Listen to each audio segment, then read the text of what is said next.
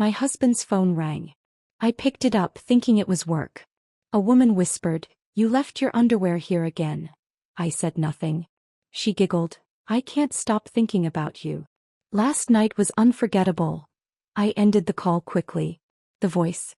It wasn't a stranger. It was. Kevin's phone rang at the worst possible moment, or maybe the best possible moment depending on how you look at it. He was in the shower, I was making his breakfast, and I picked up automatically like I had 1,000 times before. Office showed on the caller ID, so I expected Patricia or maybe Gary with an early morning crisis. Instead, I heard Denise Hartwell's voice, breathy and intimate, talking about underwear and unforgettable nights. The woman I'd considered my friend was confessing her passion for my husband, thinking she was speaking to him. As her words painted a vivid picture of their affair, I realized my perfect marriage was a carefully constructed lie. "You left your underwear here again," she purred, and my blood turned to ice water. That distinctive southern drawl belonged to the woman who'd sat beside me at dinner parties for the past 3 years, who'd admired my homemade desserts and asked for recipes. Denise Hartwell, Gary's elegant wife, the woman I'd genuinely started to consider a friend. "I can't stop thinking about you," she continued, her voice thick with desire. My flour-dusted fingers gripped the phone tighter. In the background, I could hear Kevin's off-key rendition of some pop song echoing from our master bathroom, the same tune he'd been humming for weeks. The sound that usually made me smile now felt like nails on a chalkboard. "Last night was unforgettable," Denise whispered, followed by that soft giggle I'd heard countless times across candlelit restaurant tables and corporate events. I ended the call with fingers that felt disconnected from my body, setting Kevin's phone back on the granite counter as if it might explode. The morning sunlight streaming through our bay windows suddenly felt harsh and exposing. Our renovated kitchen, which had taken us 2 years to complete and represented everything we'd built together, now felt like an elaborate movie set where I'd been playing the role of the happy wife. Before we continue, I want to thank you for joining me in sharing stories about women who refuse to stay silent when betrayed. If you believe that trust broken deserves consequences, please consider subscribing. It's free and helps us reach more women who need to hear this. Now let's see how Angela's revenge unfolds. Tuesday mornings had always been our time. Kevin would emerge from his shower at 7:30 sharp, and I'd have his coffee ready at exactly the right temperature, 2 sugars, splash of cream.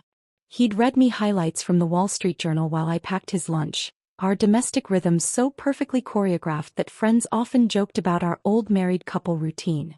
20 years we'd been perfecting this dance.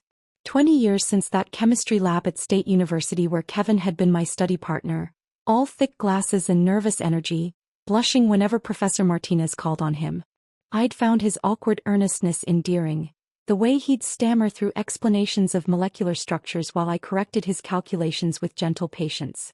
Our first kiss had happened right there in Lab Building C, surrounded by the sterile smell of formaldehyde and the buzz of fluorescent lights. Kevin had been explaining covalent bonds when I'd leaned over and kissed him, tasting coffee and uncertainty on his lips. "Best chemistry lesson ever," he'd whispered afterward, and I'd laughed at his terrible pun while falling completely in love. The vacation photos magnet to our refrigerator caught my eye. Kevin and me on the beach in Santorini just 3 months ago, his arm tight around my waist as we watched the sunset paint the sky in impossible shades of orange and pink. His smile in that picture looked genuine, his eyes crinkled with what I'd believed was pure contentment. We'd made love that night in our hotel room overlooking the Aegean Sea, and he'd whispered that he felt like the luckiest man alive. Had he been thinking about her even then? I forced myself to continue our morning routine, my hands moving through familiar motions while my mind reeled. The coffee maker gurgled as it finished brewing his favorite dark roast, a special blend from a local roastery that cost twice what we used to spend, but Kevin had developed expensive tastes as his salary increased. I buttered his wheat toast precisely the way he liked it, crusts removed, cut diagonally just like his mother used to make. Everything in our kitchen told the story of a couple who knew each other intimately. The copper pots hanging from the rack Kevin had installed himself, cursing colorfully as he fought with the mounting hardware. The herb garden on the windowsill that I'd planted so he could have fresh basil for his famous weekend pasta sauce. The expensive espresso machine we'd splurged on for our 15th anniversary, joking that it cost more than our first car. But now I noticed things that had escaped my attention before. When had the expensive cologne appeared in our bathroom? Kevin had always been practical about grooming, using the same drugstore aftershave for years. The sleek black bottle that now occupied prime real estate on his side of the vanity was definitely new. A gift from a client, he'd said when I'd asked about it months ago. Which client? Or rather, which client's wife? The gym membership card I'd discovered while looking for cash in his wallet last week suddenly took on new significance. Kevin had never been fitness-oriented, preferring books to barbells, wine tastings to workout sessions. But his body had changed over the past 6 months. Leaner, more defined, like a man who'd rediscovered his youth. The shower upstairs shut off with a metallic clank. Kevin would emerge in exactly 3 minutes, towel around his trim waist, asking about his schedule for the day while I recited his appointments from memory. We'd maintained this routine through job changes, family deaths, financial stress, and every other challenge that had tested our marriage over the past 2 decades. But this morning felt different. This morning, I knew our routine was performance art, and I'd been the only one who didn't know I was acting. Kevin's phone sat innocently beside the newspaper, its black screen reflecting the kitchen lights like a dark mirror. How many other calls had come through that device? How many intimate conversations had he shared with Denise while I'd been in the next room, preparing his meals and managing his life with devoted efficiency? The bitter irony wasn't lost on me. I'd been the perfect corporate wife, attending every company function, remembering every colleague's name, supporting Kevin's career with unwavering dedication. I'd befriended Denise at those very same events, bonding over shared stories about the loneliness of being married to driven men who traveled frequently for business. She'd seemed so genuine during our conversations at the lake house retreat last month, asking thoughtful questions about my freelance graphic design work and suggesting we collaborate on a project for the company's marketing materials. We talked about the challenges of maintaining our own identities while supporting our husband's ambitions, sharing the kind of intimate conversation that had made me believe I'd finally found a true friend in the corporate wives circle. What a masterful performance that had been. I climbed the stairs to our bedroom on unsteady legs, Kevin's phone clutched in my hand like evidence of a crime I couldn't quite comprehend. The familiar weight of it felt foreign now, contaminated by secrets I'd never imagined. Our bedroom, the sanctuary where we'd shared our most intimate moments for 15 years, suddenly felt like enemy territory. I sank onto our king-sized bed and tried to process the impossible reality. Denise Hartwell had been sleeping with my husband. The elegant woman who'd complimented my cooking at dinner parties, who'd asked for my grandmother's apple pie recipe, who'd seemed genuinely interested in my freelance graphic design work. She'd been living a double life just as elaborate as Kevin's. Every interaction we'd shared over the past year now felt contaminated by deception. Her enthusiastic questions about Kevin's work schedule, disguised as friendly curiosity about corporate life. The way she'd positioned herself next to him during group photos at company events, her hand resting casually on his arm while I'd stood obliviously on his other side. Her suggestion that we couples plan a romantic getaway together next year. A vacation that would have given her and Kevin easy access to each other while Gary and I remained completely unaware. The nausea hit me in waves. I'd confided in this woman about my fears of growing older, about feeling invisible in a youth-obsessed world, about the loneliness of being married to a man whose work consumed most of his attention. She'd listened with such apparent sympathy, offering reassurance about my worth and beauty, all while actively stealing the husband I'd been worried about losing to time and familiarity. Her compliments about Kevin's sharp business mind at dinner parties suddenly felt like calculated intelligence gathering.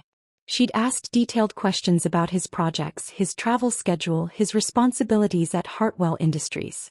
I'd been proud to share his accomplishments, never suspecting she was using my own words to plan their secret meetings. Even her wardrobe choices now seemed strategic. The low-cut emerald dress she'd worn to Gary's birthday celebration, drawing Kevin's attention while he'd complimented her stunning appearance right in front of me.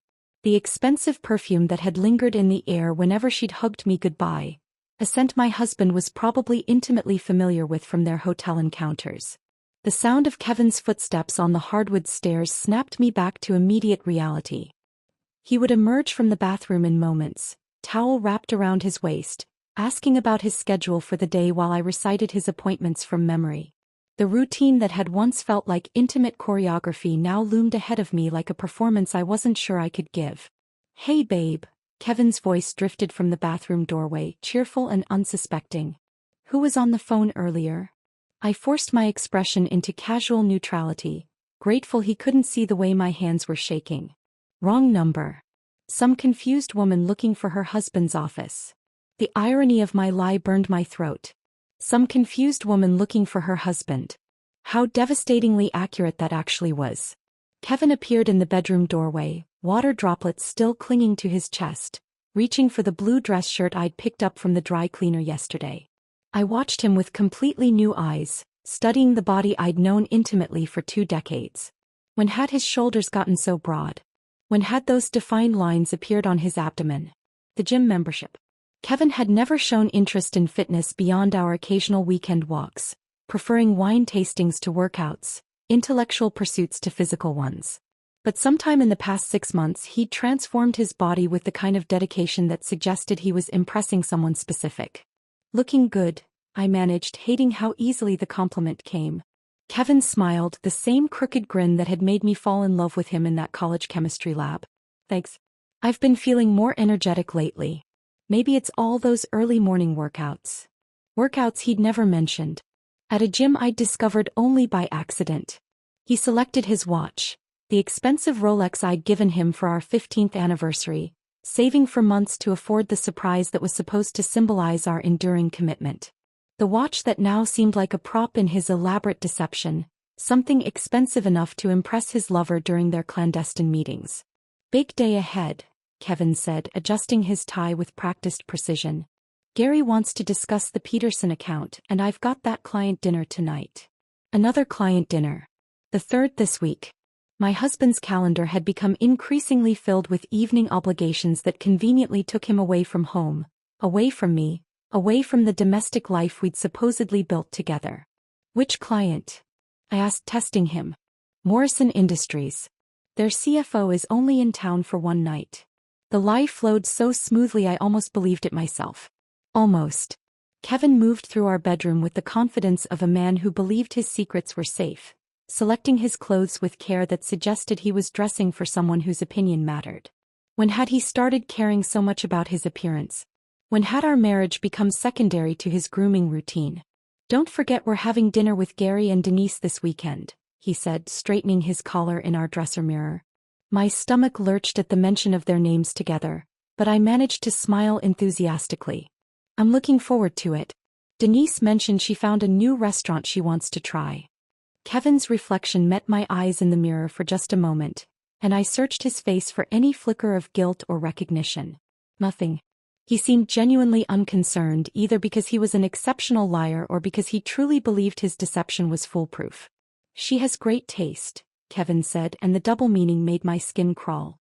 He kissed my forehead before heading downstairs, his cologne, that expensive, unfamiliar scent, lingering in the air like evidence of his transformation.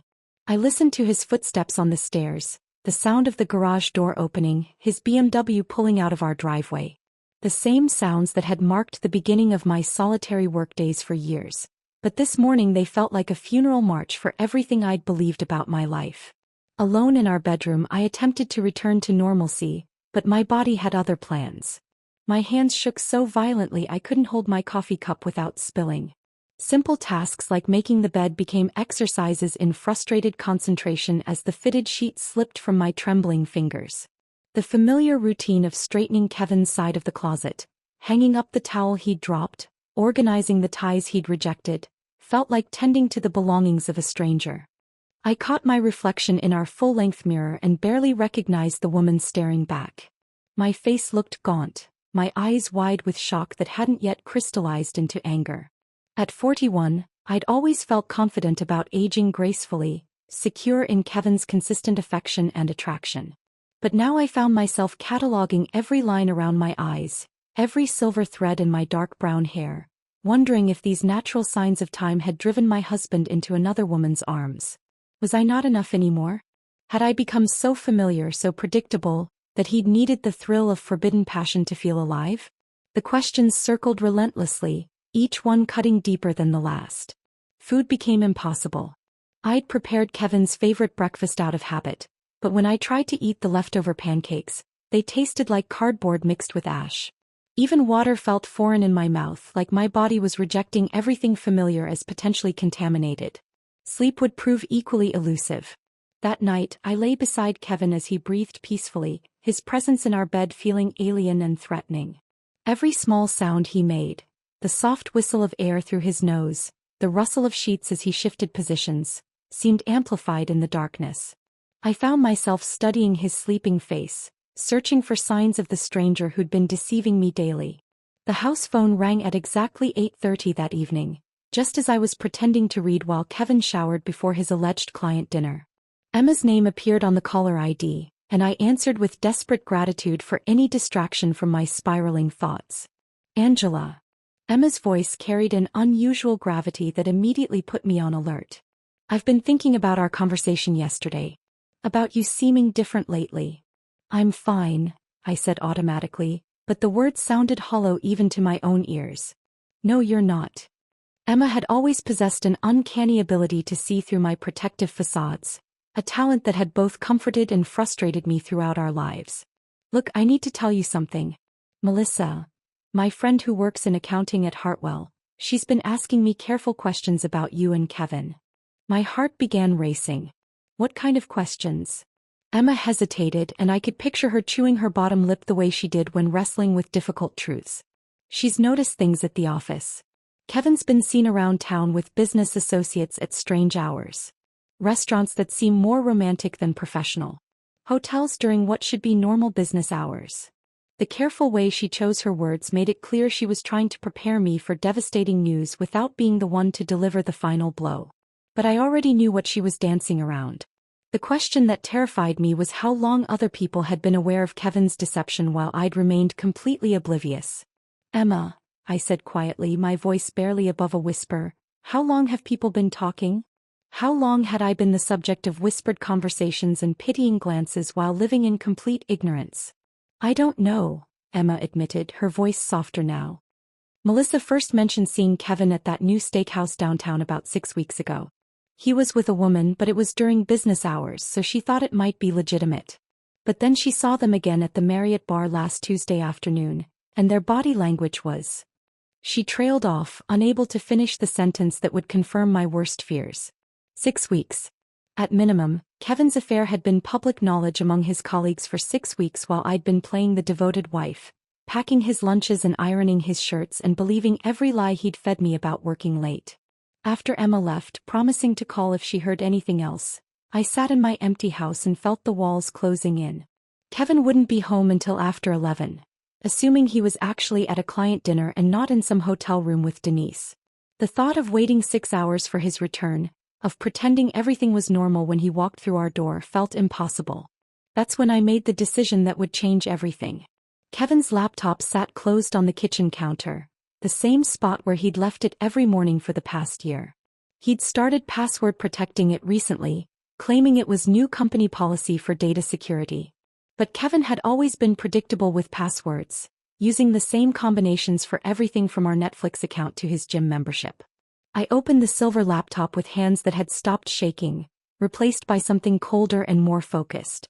The password prompt appeared, cursor blinking expectantly. I typed our anniversary date, June 15, 2004, and held my breath. Access granted. The browser history loaded like a roadmap to hell.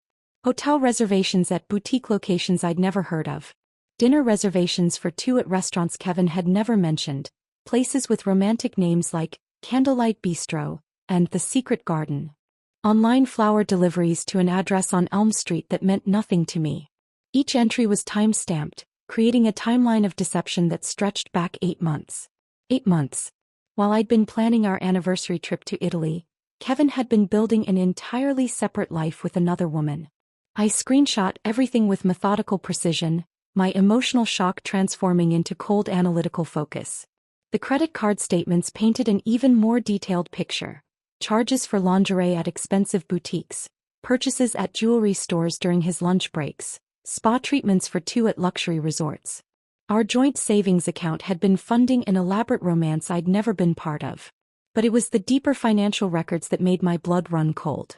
Hidden in a folder innocuously labeled tax docs, Kevin had always been laughably unimaginative with his deceptions, I found spreadsheets that had nothing to do with our personal finances. These documents detailed payments from companies I'd never heard of. Premier Consulting Solutions, Strategic Development LLC, Pinnacle Advisory Services. The names sounded professional enough, but when I searched for them online, they appeared to exist only on paper. Invoices showed Hartwell Industries paying these shell companies for consulting services that seemed deliberately vague. Strategic planning consultation, market analysis services, executive advisory sessions. Each invoice bore Kevin's signature as the authorizing officer, approving payments that ranged from $15,000 to $50,000 per transaction. The amounts were staggering. Over the past year, nearly $500,000 had flowed from Gary's company to these fictitious firms, then disappeared into accounts I couldn't trace. Kevin's affair wasn't just personal betrayal. It was systematic theft from the man who'd given him everything. My hands moved across the keyboard with increasing urgency, following digital breadcrumbs that led to more shocking discoveries. Bank routing numbers that traced to offshore institutions. Wire transfer confirmations to accounts in the Cayman Islands. Password-protected files that took me 3 tries to crack, using variations of significant dates from Kevin's life until I found the combination that unlocked his deepest secrets. The offshore banking records made me gasp audibly in our silent kitchen. An account bearing both Kevin's and Denise's names showed a balance that defied comprehension. Over $800,000 accumulated in just 12 months. The transaction history revealed systematic transfers from the shell companies, money that had originated from Gary's business and been laundered through multiple accounts before landing in this Caribbean paradise for thieves. This wasn't just an affair funded by stolen dinners and hotel rooms. This was an elaborate embezzlement scheme using Kevin and Denise's romantic relationship as the perfect cover. Who would suspect a man's boss's wife of being his criminal partner? Who would think to look for financial crimes hidden beneath passionate betrayal? The scope of their deception was breathtaking. They turned their affair into a business model, using their positions of trust within Gary's company to systematically rob him blind. Every intimate encounter had been funded by stolen money. Every whispered confession of love had been paid for with embezzled funds. Their passion was literally criminal. My phone buzzed with a text message. Emma again, can I come over? I think we need to talk in person. She arrived 20 minutes later, carrying 2 cups of coffee from my favorite downtown cafe and wearing the worried expression she'd perfected during our childhood whenever I'd gotten myself into trouble that required sisterly intervention. I wasn't completely honest on the phone, Emma said, settling into our breakfast nook where Kevin and I had shared thousands of meals. Melissa didn't just casually mention seeing Kevin around town. She's been actively asking questions because she's noticed discrepancies in the company books.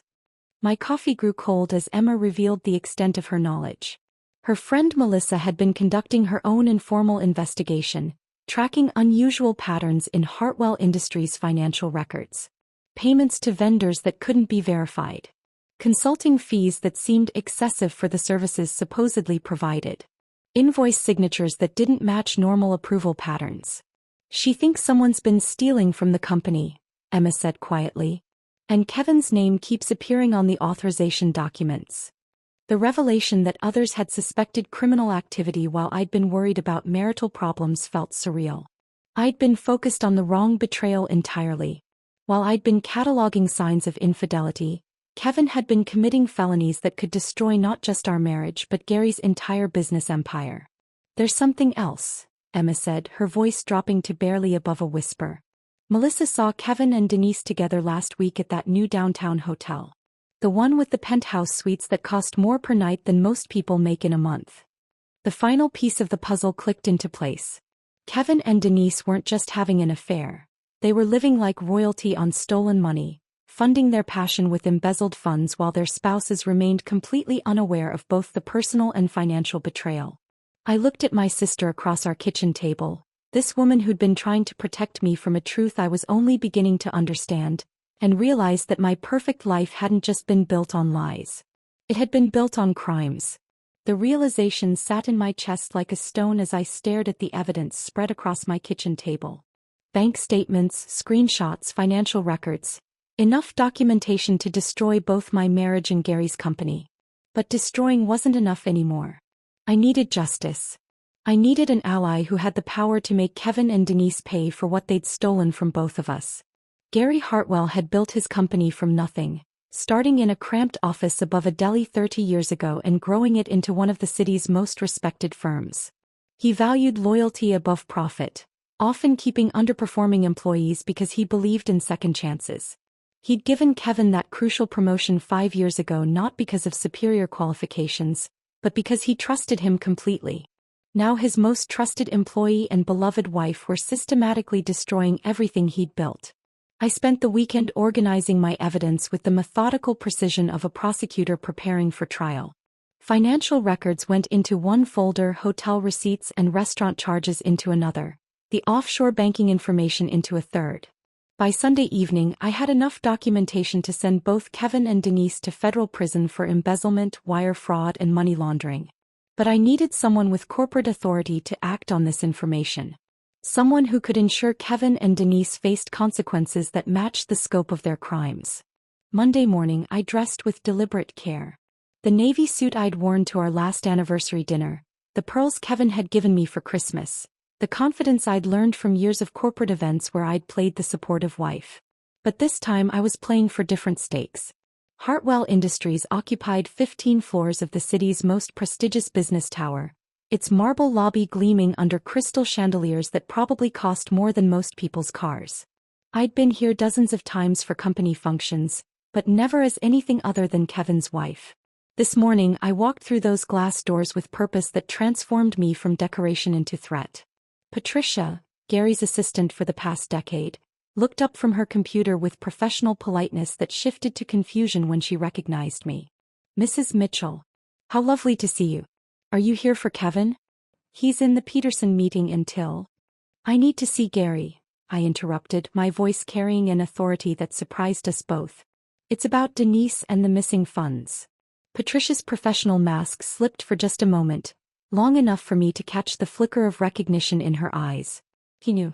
Of course she knew. Gary's assistant would be privy to financial irregularities, unusual patterns, suspicious transactions. Her careful expression confirmed my suspicion that office gossip had been circulating about problems I'd been too naive to imagine.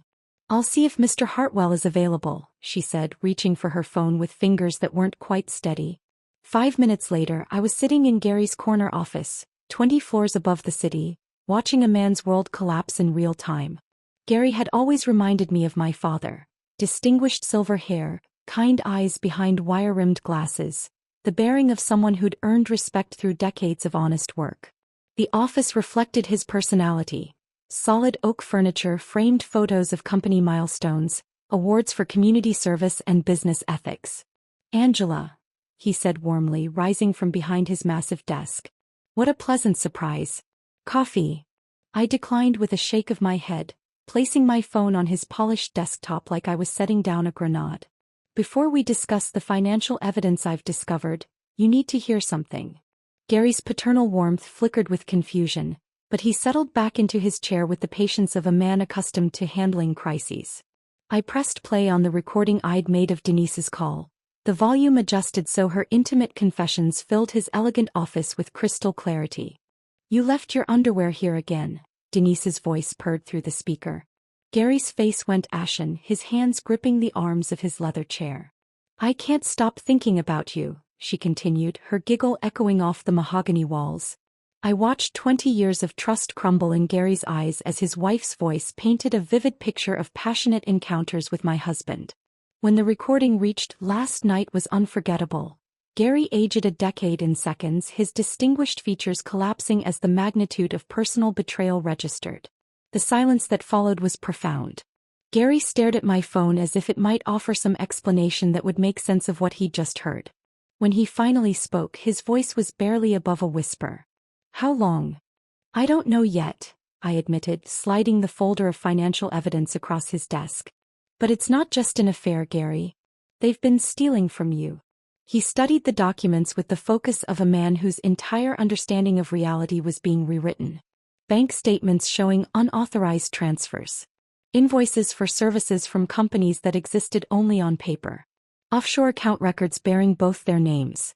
The evidence was overwhelming, undeniable, and devastating. $800,000, Gary said finally, his voice hollow with disbelief. My own wife. My most trusted employee. I watched his transformation happen in real time, the initial shock giving way to rage, then settling into something far more dangerous. The kind of cold calculation that had built a business empire and wouldn't allow that empire to be destroyed from within. What do you propose we do about it? He asked, and I recognized a kindred spirit in his controlled fury. We spent the next 2 hours planning their destruction with the methodical precision of military strategists. Gary would quietly commission a forensic audit, using his executive authority to examine the company's books without triggering suspicion.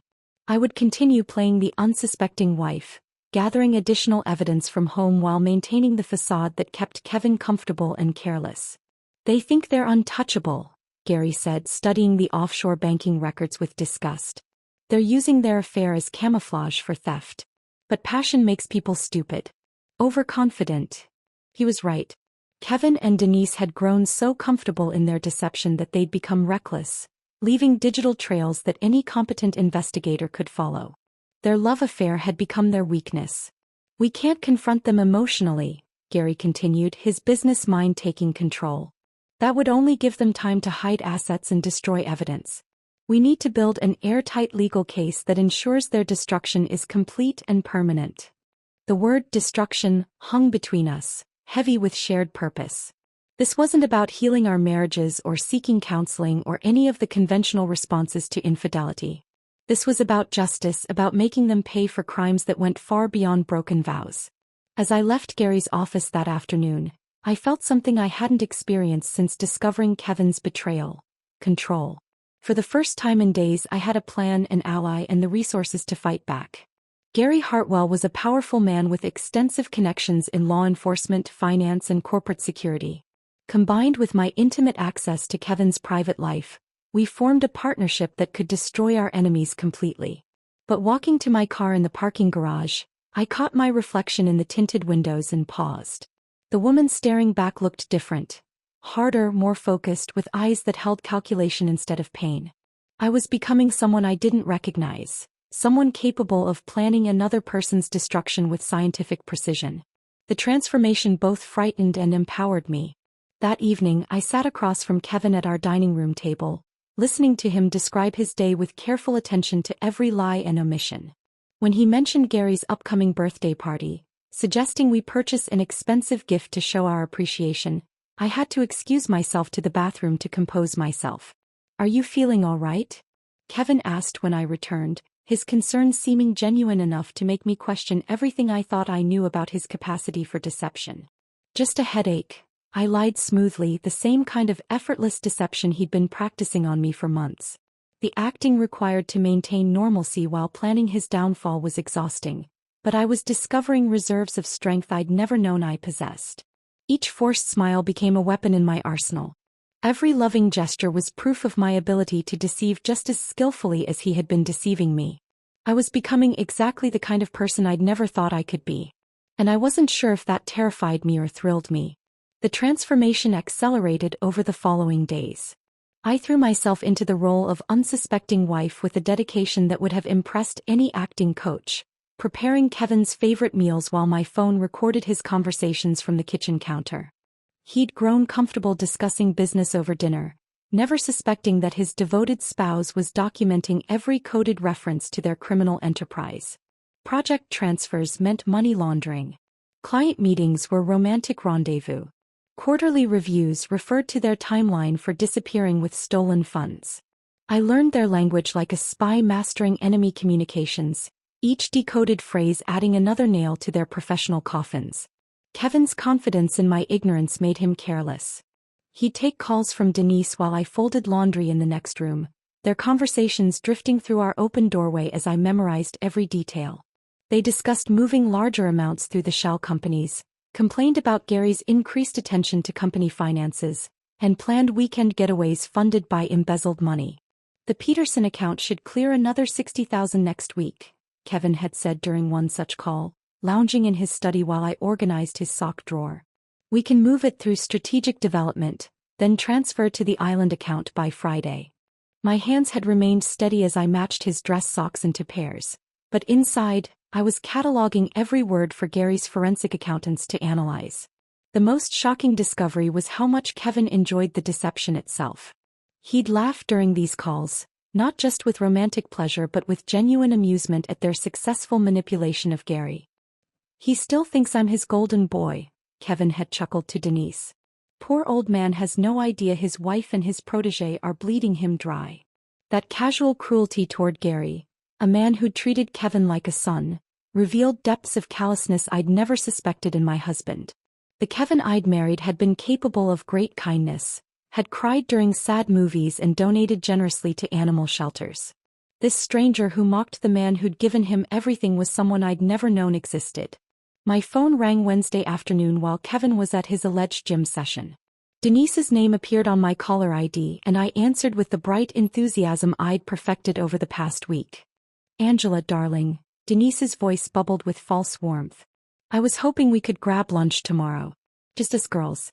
I've been so busy lately and I miss our conversations." The audacity took my breath away. This woman was actively sleeping with my husband while inviting me to lunch, maintaining our friendship as cover for her crimes. But I'd learned to match her performance with my own.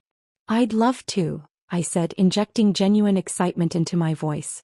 "That new bistro downtown? I've been dying to try their wine selection." "Perfect. Noon tomorrow." During that lunch I watched Denise perform the role of concerned friend with masterful precision. She asked invasive questions about Kevin's schedule disguised as sympathetic interest in our marriage. "He's been working such long hours lately. You must feel neglected," she said, reaching across the table to squeeze my hand with perfectly calculated compassion. "Actually, he's been more attentive recently," I lied smoothly, feeding her false information about our relationship dynamics.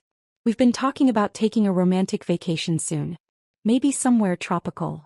I watched her process this misinformation, saw the flicker of concern cross her features before she recovered her composure. She was gathering intelligence about Kevin's availability, trying to determine if I suspected anything that might threaten their operation. "How wonderful," she said, but her smile didn't quite reach her eyes. "Where are you thinking of going?" "The Cayman Islands," I said innocently, watching her face for any reaction to the location where she and Kevin had hidden their stolen money. "Kevin mentioned it has excellent banking. I mean beaches." Denise's laugh sounded forced. "I'm sure it does." By the time our lunch ended, I'd provided her with carefully crafted misinformation about Kevin's schedule and my own daily routines, while she'd revealed more about their operation than she'd intended. Her questions about our financial planning and Kevin's access to company accounts confirmed they were still actively stealing, still planning their eventual escape. Kevin's arrogance reached new heights that week. He brought home expensive gifts with increasingly transparent excuses. A silk scarf that was supposedly a client appreciation token, diamond earrings he claimed were a conference door prize. The jewelry still had price tags from boutiques I'd never shopped at, clearly intended for someone with different taste and coloring than mine. Thursday evening he announced another business trip with barely concealed excitement. "Atlanta," he said, not quite meeting my eyes. "Morrison Industries wants to discuss a major contract. Gary thinks it could be worth millions." I nodded supportively while accessing his email on my phone under the dinner table. The hotel reservation was for 2 people, the suite described as romantic, with champagne service and rose petals. Even his lies had stopped requiring creativity. "How long will you be gone?" I asked, already knowing the answer. "Just the weekend. Back Sunday night." I kissed him goodbye Friday morning with lips that felt like plastic, watching him load a suitcase that probably contained lingerie he'd never seen me wear. His excitement was palpable, the anticipation of a man heading to a romantic getaway with his lover. Meanwhile, Gary's forensic investigation was revealing the true scope of their crimes. We met Saturday afternoon at a coffee shop across town, far from anyone who might recognize us as anything other than casual acquaintances. The preliminary audit results made our initial estimates look conservative. $2.3 million, Gary said quietly, sliding a folder across our small table. "They've been at this for over 2 years, using increasingly sophisticated methods to hide the transfers. The forensic accountants had identified a pattern of fictitious vendors, inflated contracts, and diverted funds that painted a picture of systematic theft far beyond what I'd initially discovered. Kevin and Denise had created an entire shadow economy within Gary's company, complete with fake invoices, manufactured consulting fees, and elaborate paper trails designed to confuse anyone who might investigate. "They're planning something big," I told Gary, sharing the intelligence I'd gathered from Kevin's recorded conversations. He mentioned accelerating their timeline, moving larger amounts through the system before someone notices the patterns. Gary's expression hardened with each detail I revealed. The man who'd been betrayed by his wife and employee was transforming into something far more dangerous. A CEO who'd built an empire and wouldn't allow it to be destroyed from within. "Then we end this before they can disappear," he said, his voice carrying the quiet menace of someone who'd spent decades outmaneuvering business rivals. "Next Friday. Emergency board meeting. We'll present everything at once. The affair, the embezzlement, the offshore accounts." I nodded, feeling the weight of our conspiracy settling around me like armor. In 1 week, Kevin and Denise would face the consequences of their crimes. But sitting in that anonymous coffee shop, planning another person's destruction with clinical precision, I realized I'd become someone I barely recognized. The question was whether I could live with who I was becoming. I got my answer Thursday afternoon when Emma arrived at my door unannounced, her usually perfect composure cracked with guilt and determination. Rain dripped from her auburn hair as she stood on my porch, clutching a manila envelope and looking like she'd been wrestling with demons for weeks. "We need to talk," she said, stepping inside without waiting for an invitation. "I can't keep lying to you anymore." My stomach dropped as I led her to the living room where Kevin and I had hosted countless gatherings, where we'd celebrated anniversaries and birthdays and all the milestones of what I'd thought was a happy marriage. Emma perched on the edge of our cream sofa, the envelope balanced on her knees like a bomb waiting to detonate. "I've known about Kevin's affair for 3 months, she said, the words tumbling out in a rush. "I saw him with Denise at Romano's back in February. I was having lunch with my college roommate, and there they were at a corner table holding hands like teenagers. 3 months. While I'd been planning our anniversary trip and worrying about normal marital concerns, Emma had been carrying this devastating secret, watching me live in ignorance while knowing my world was built on lies. "Why didn't you tell me?" The question came out sharper than I'd intended. Emma's eyes filled with tears. "Because you seemed so happy. Because I hoped I was wrong, that maybe it was just a business meeting that looked intimate from across a restaurant. Because I was terrified of being the person who destroyed your marriage." She opened the envelope with shaking fingers, revealing photographs that made my blood freeze. Kevin and Denise in passionate embrace outside a downtown hotel. Kevin helping her into his car, his hand lingering on her waist. Denise laughing at something he'd whispered in her ear, her face radiant with the kind of joy I'd thought belonged to me. "I hired a private investigator," Emma confessed. "I couldn't live with myself if I stayed silent, but I needed proof before destroying your life with suspicions." The photographs painted a story of genuine passion, not just physical attraction but emotional connection. In one image, Kevin was pushing a strand of hair from Denise's face with a tenderness I recognized from our own courtship. In another, they were sharing dessert at an expensive restaurant, feeding each other with the intimacy of lovers who'd moved far beyond casual encounters.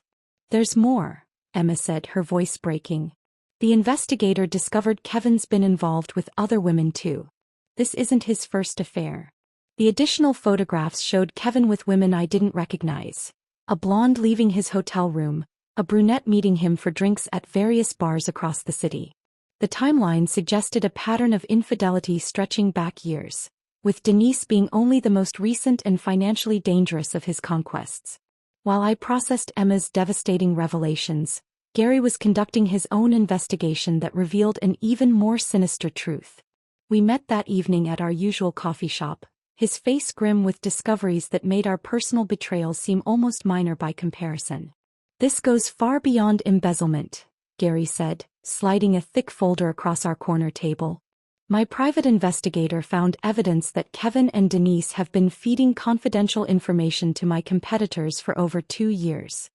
The documents revealed a systematic campaign of corporate espionage. Bidding information for major contracts had been leaked to rival firms, allowing them to undercut Gary's proposals with impossible precision.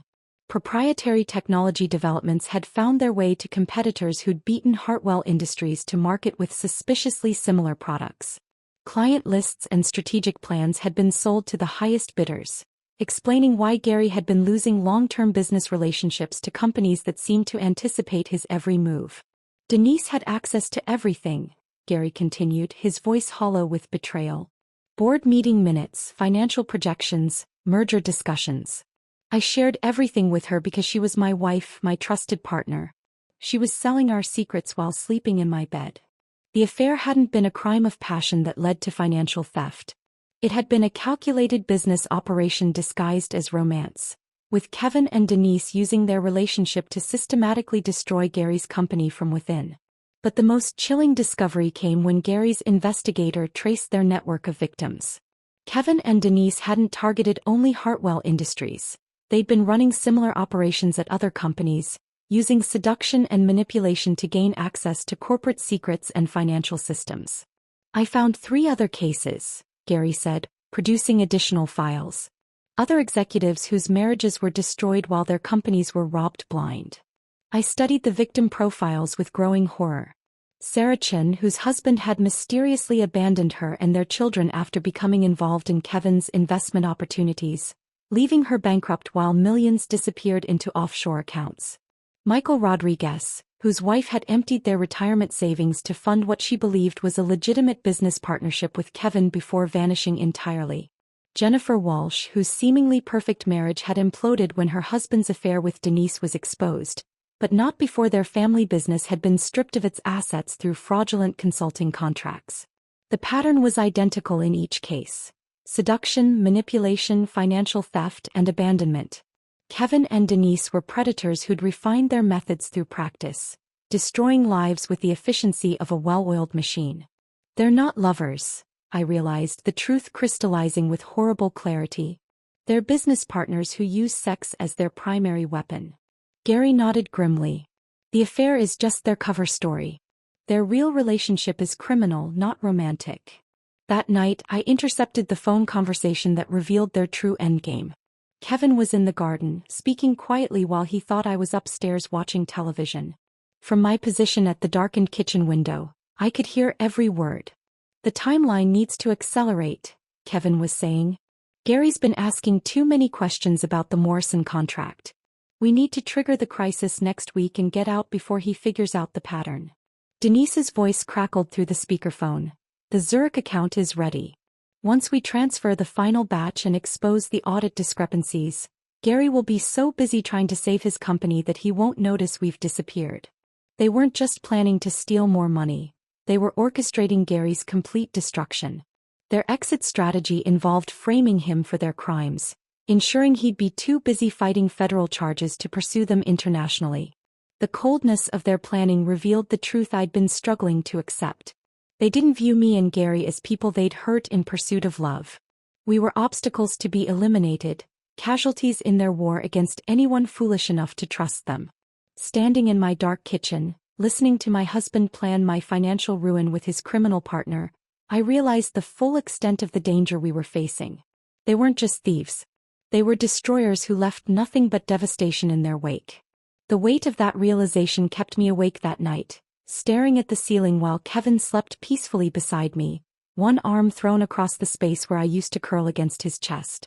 In the darkness, I found myself studying his sleeping face and wondering when I'd stopped recognizing the man I'd married. More disturbing was the question of when I'd stopped recognizing myself. At 3 a.m, I slipped out of bed and padded to the bathroom, flicking on the harsh overhead lights that made everything look stark and unforgiving. The woman in the mirror looked like a stranger, sharper somehow, with eyes that held calculation instead of warmth. The soft curves of contentment had been replaced by angular tension, as if my bones were reshaping themselves around my anger.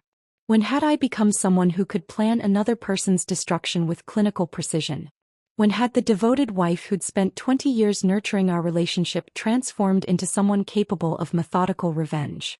Emma's words from earlier that week echoed in my mind. "You seem different, Angie. Harder somehow."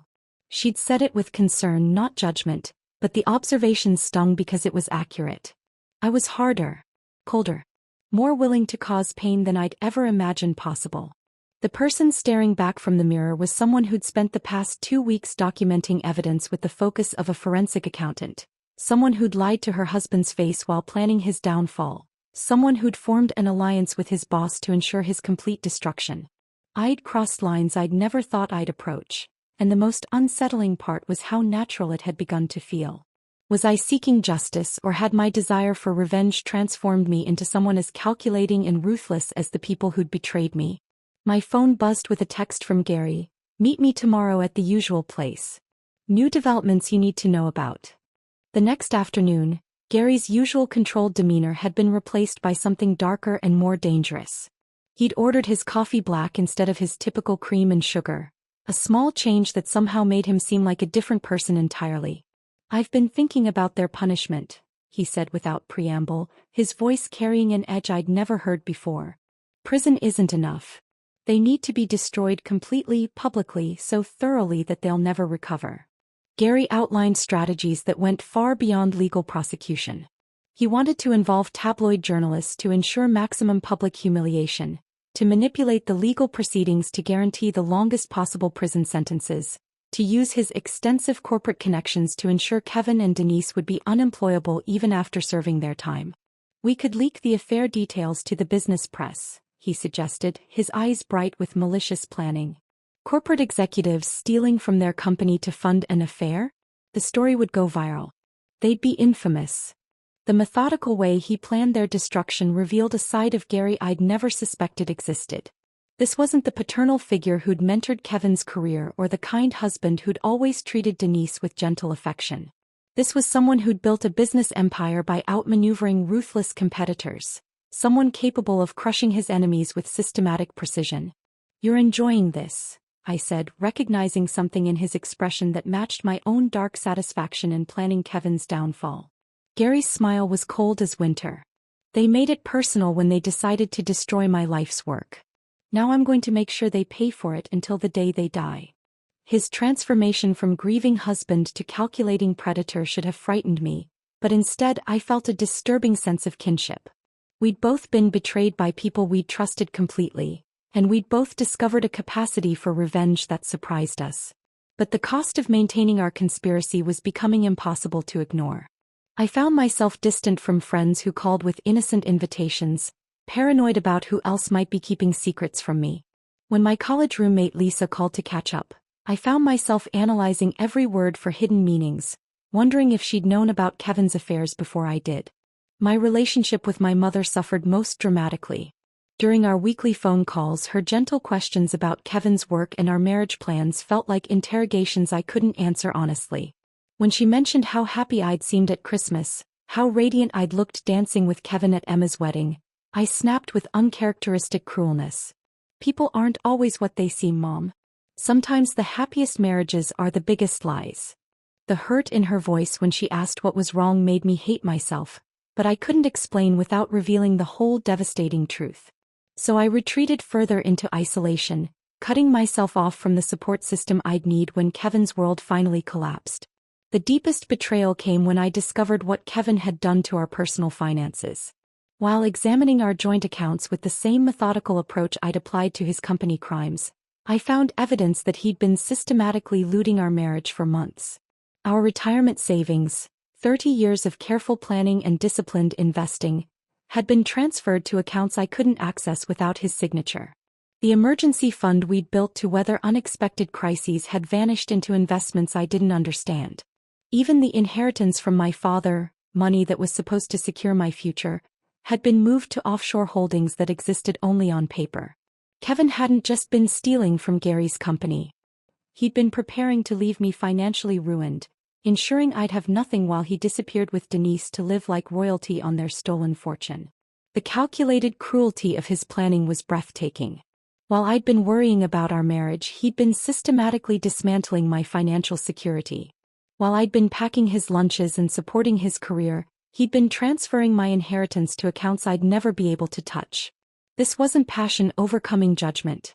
This was premeditated destruction of everything I'd worked for, planned with the same methodical precision I was now using against him. Sitting in our home office surrounded by evidence of his financial abuse, I felt the last remnants of sympathy for Kevin evaporate like morning frost. The man I'd loved had never really existed. In his place was a predator who'd been systematically destroying my life while I'd helped him do it. I called Gary immediately, my voice steady with newfound resolve. "I found more evidence," I said.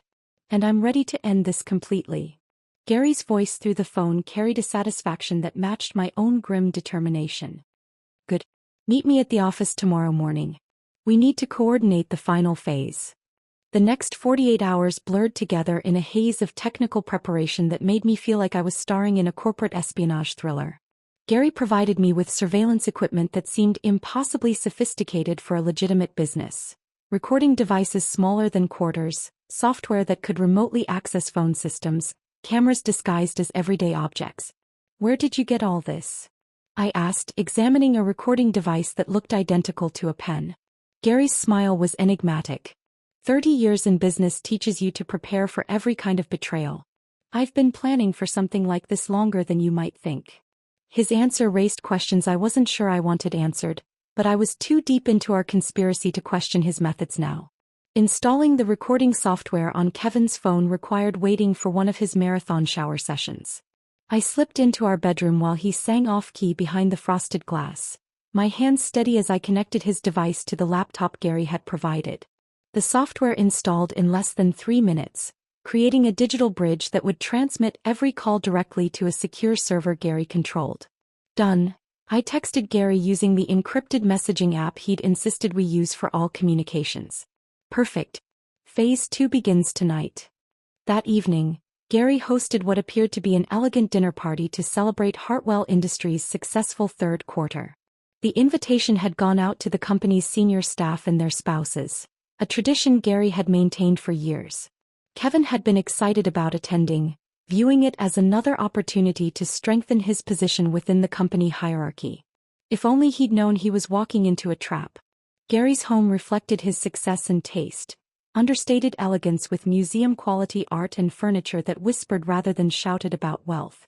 Crystal glasses caught the light from antique chandeliers as conversations flowed over carefully prepared courses.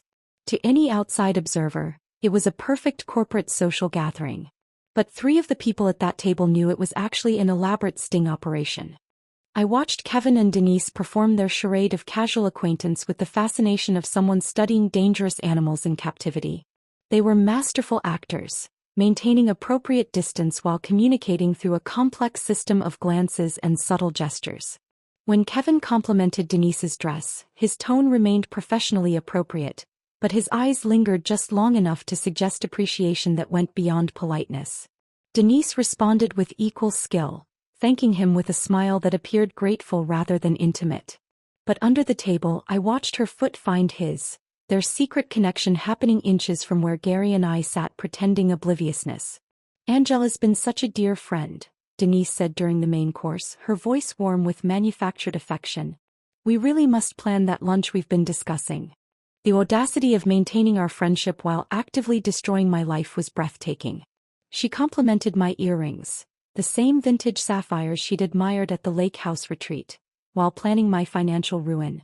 Her performance was so convincing that I almost questioned my own evidence, wondering if I'd somehow misunderstood the scope of their betrayal. But then she made a mistake. When Kevin mentioned his upcoming business trip to Charleston, Denise's eyes lit up with interest that lasted a fraction too long before she caught herself. "Business trips can be so exhausting," she said, but her tone suggested the opposite sentiment entirely. Gary caught it too. Across the table, his eyes met mine with a look that confirmed we'd just witnessed their affair continuing right in front of us. After dinner, as we gathered in Gary's living room for after-dinner drinks, Kevin's confidence reached new heights of dangerous arrogance. He'd always been charming at social gatherings, but tonight he seemed almost intoxicated by his own perceived success at deception. "Gary, you've built something remarkable here," Kevin said, gesturing around the elegant room with proprietary pride. "This company, this lifestyle, it's everything I aspire to achieve." The irony was devastating. Kevin was complimenting the empire he was systematically destroying, expressing admiration for the success he was stealing. Gary's smile in response was perfectly controlled, but I could see the fury burning behind his eyes. "Success requires loyalty," Gary replied smoothly. I've always valued employees who understand that trust is the foundation of everything we build. Kevin nodded seriously, apparently missing the pointed nature of Gary's comment entirely. Absolutely.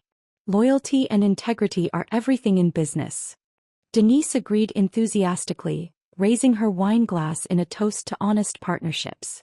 The clink of crystal felt like funeral bells for their criminal enterprise. By the time we left Gary's house that night, Kevin was practically floating with satisfaction. He'd spent the evening in the company of his victims, discussing loyalty and integrity while planning to rob them blind, completely unaware that his every word had been recorded by devices hidden throughout Gary's home. Great party, Kevin said as we drove home through empty streets.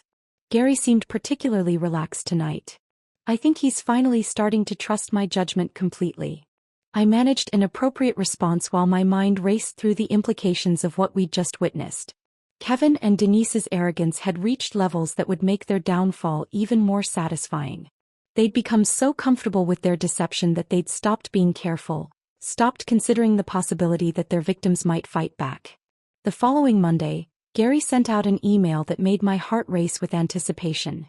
Emergency board meeting scheduled for Friday at 2 p.m. to address financial irregularities requiring immediate attention. The vague language was deliberate, designed to avoid triggering suspicion while ensuring all necessary parties would be present. Gary had coordinated with law enforcement to ensure Kevin and Denise could be arrested immediately following their termination, preventing any opportunity for them to flee or destroy remaining evidence. I spent the week preparing my presentation materials with the methodical precision of a prosecutor building a case for the trial of the century. The recorded phone conversations, photographic evidence of their meetings, financial documents tracing their embezzlement, everything organized for maximum dramatic impact. Thursday night, I lay awake staring at the ceiling, anticipation and terror warring in my chest.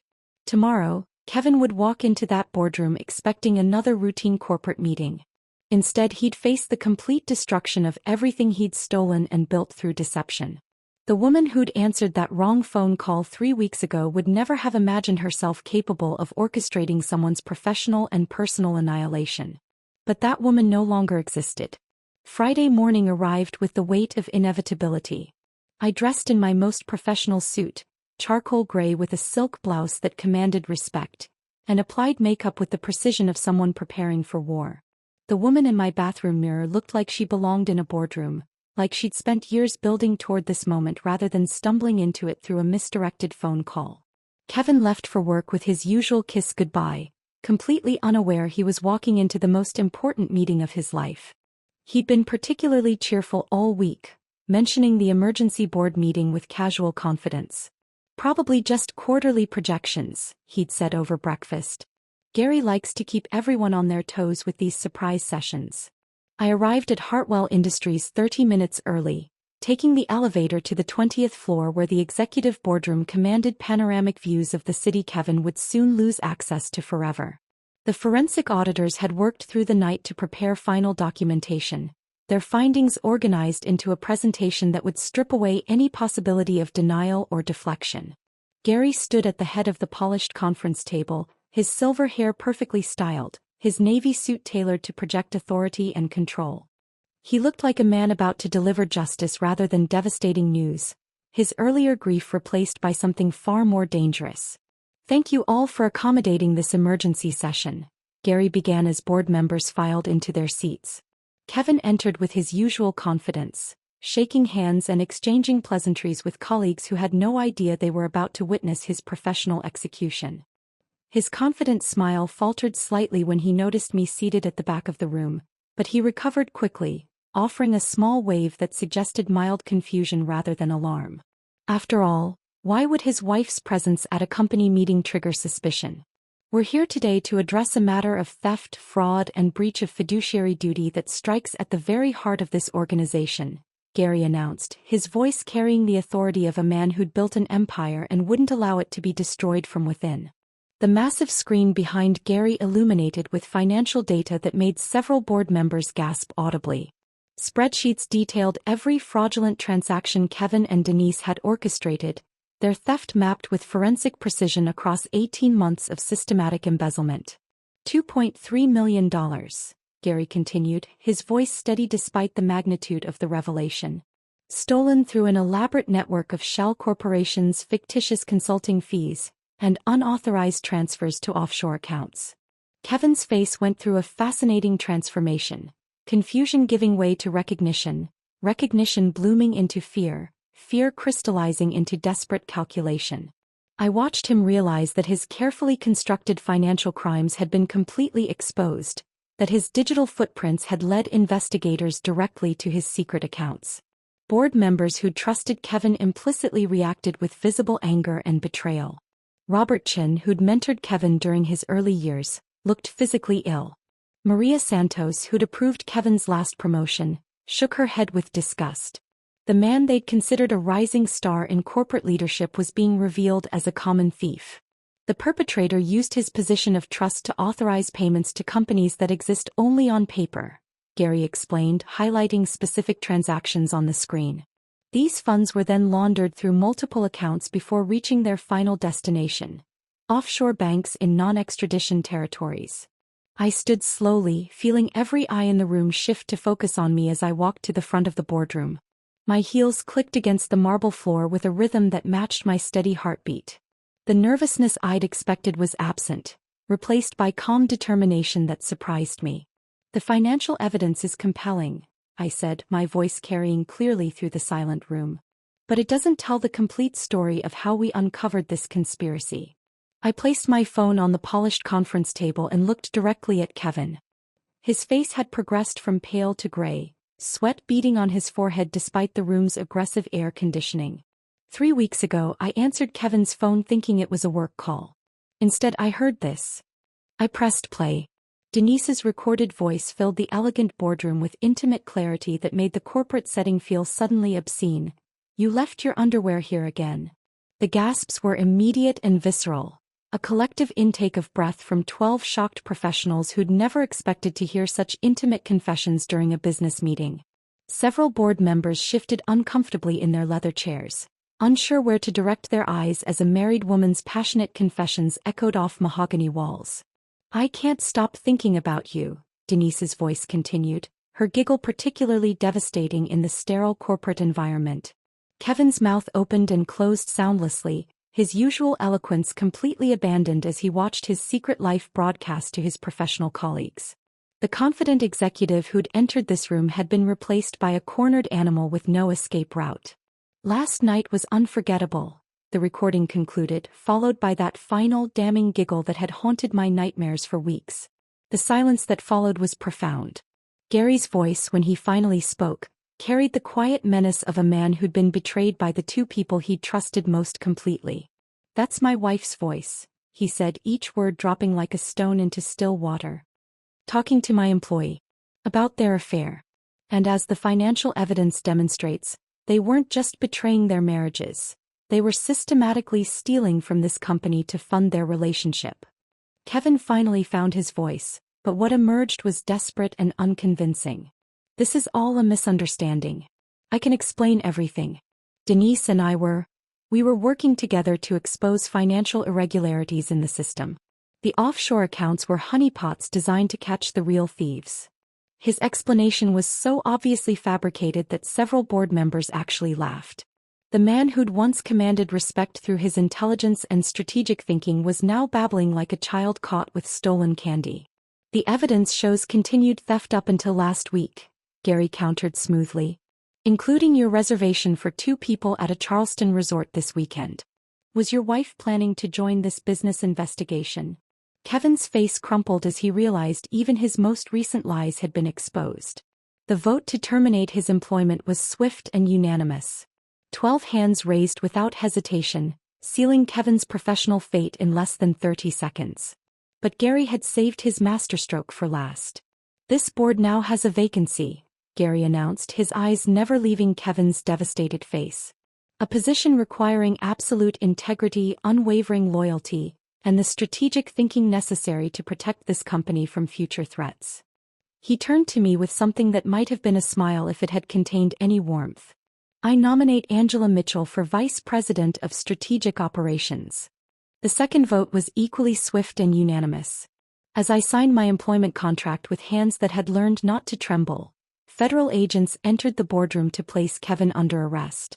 The poetic justice of taking his seat at the table where he'd planned Gary's destruction created a moment of perfect, terrible symmetry. Kevin's final look as security led him away wasn't defeat, it was promise.